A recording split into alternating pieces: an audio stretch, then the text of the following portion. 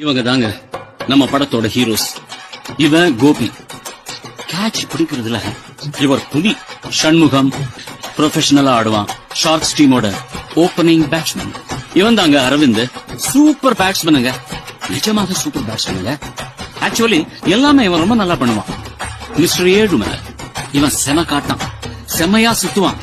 பேட்ல தெரியாம பால் பட்டுடுச்சுன்னா போதும், பால் கண்டான். இவன் தான் சீனு, ஆல்ரவுண்டர்னு சொல்லிக்கிட்டு திரிவான். ஏதாவது எப்பாவது ஒரு மேட்ச்ல அடிப்பான், அவ்வளவுதான். இவன் பழனி, மேட்ச்ல ஏதாவது ரிப்பேர் ஆச்சுன்னா இவன் தான் நல்லா ஆடி சரி பண்ணுவான்.